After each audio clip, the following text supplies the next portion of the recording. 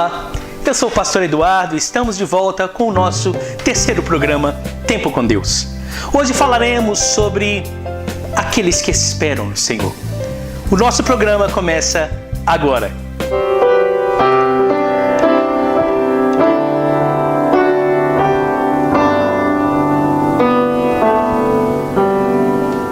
Estamos de volta.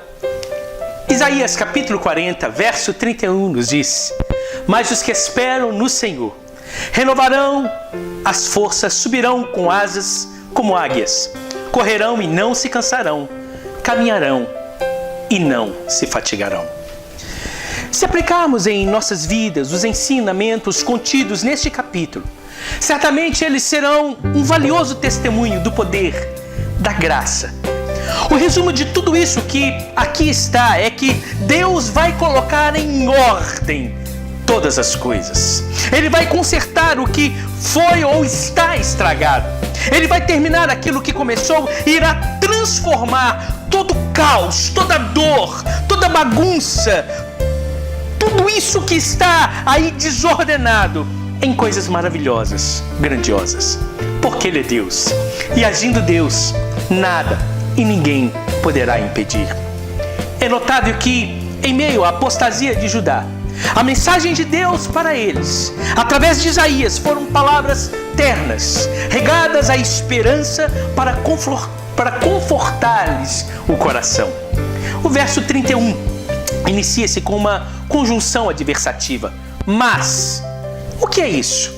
Uma conjunção adversativa indica uma clara oposição entre ideias. E nesse sentido, o mas, que é utilizado logo no início do verso 31, é usado para expor uma ideia contrária à que foi dita anteriormente. No verso 30 nós lemos: os jovens se cansam e se fatigam.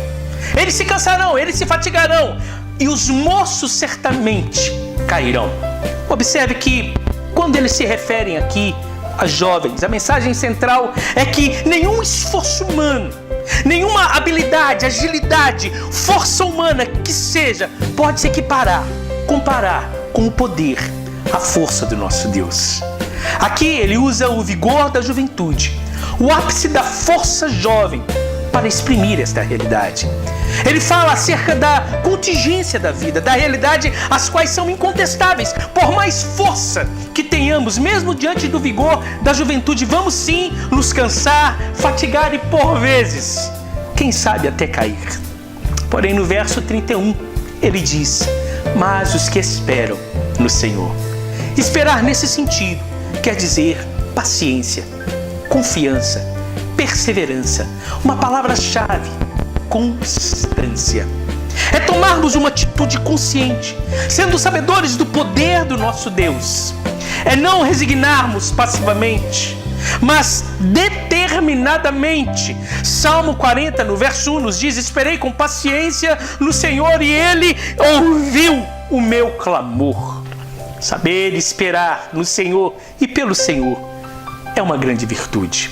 Ainda mais quando estamos cercados por uma infinidade de acontecimentos que, por vezes, nos trazem grandes expectativas e que envolvem diretamente nosso presente e, por conseguinte, refletirá através das nossas escolhas cada decisão que tomarmos, traçando assim o rumo do que será e como será o nosso futuro. Escute algo: Deus tem o controle absoluto sobre tudo aquilo que acontece em nossas vidas, sobre todos os acontecimentos que estão à nossa volta. Nada, absolutamente nada, foge ao controle do grande eu sou. Este é um princípio que tem os seus fundamentos na soberania e no poder de Deus.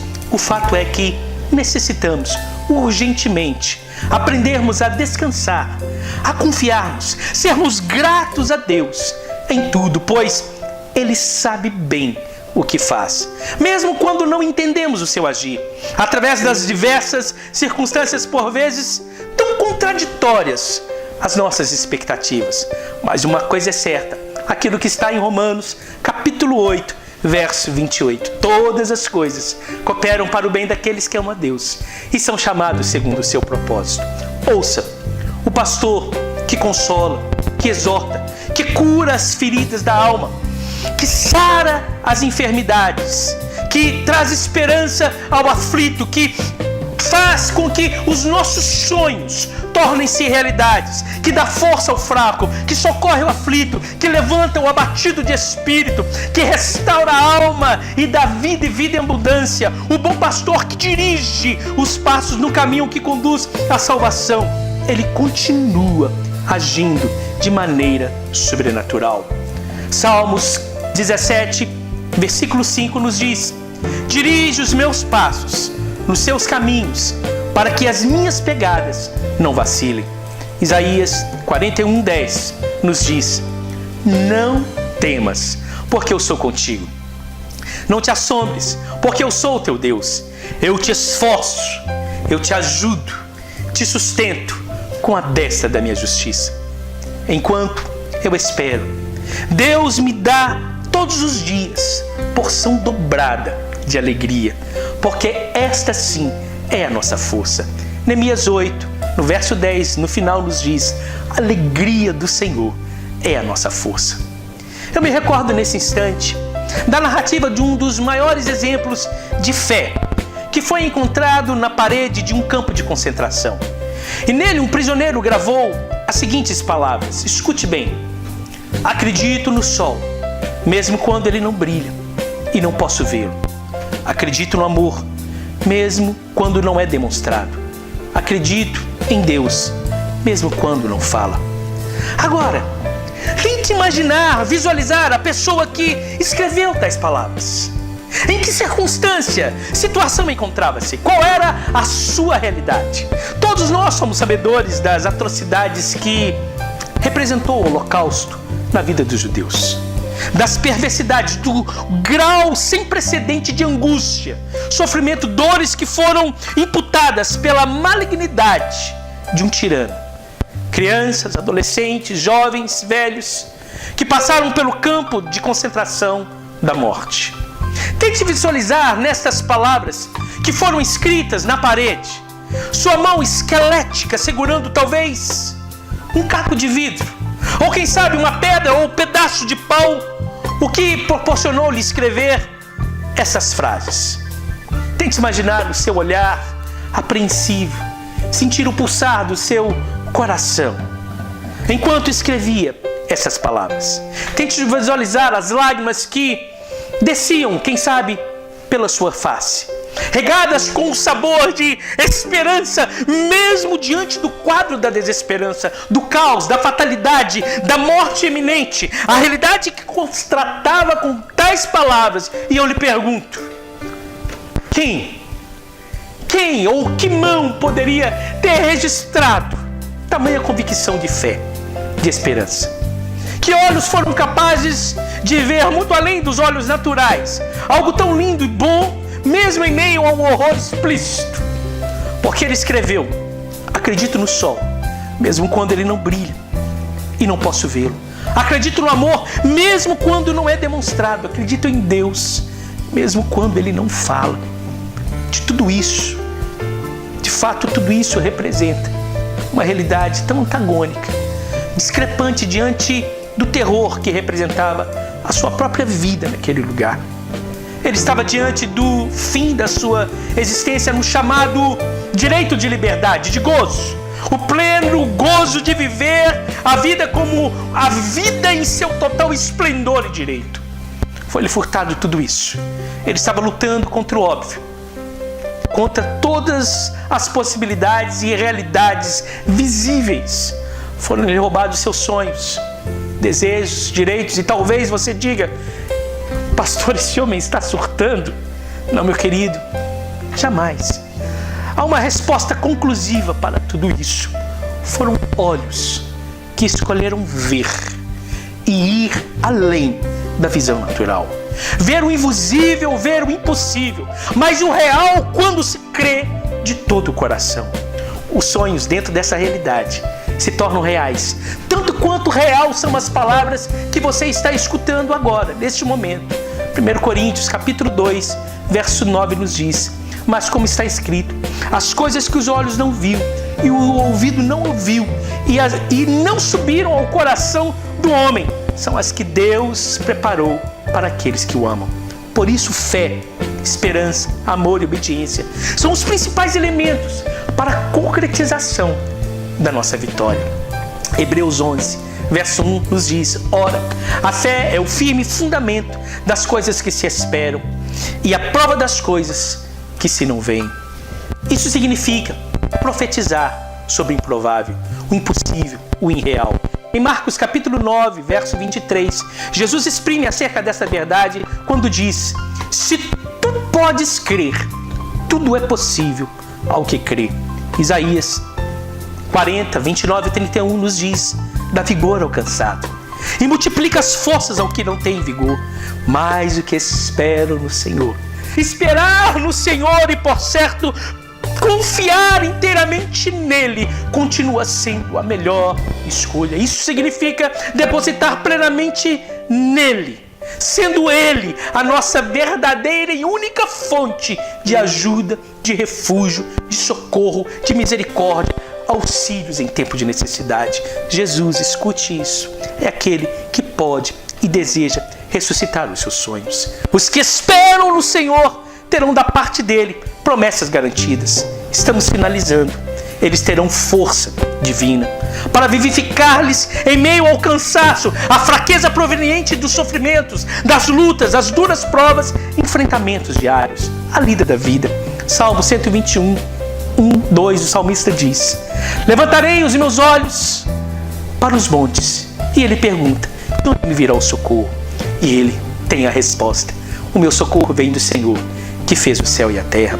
Isaías 40, 29, ele dá força ao cansado e aumenta as forças ao que não tem nenhum vigor.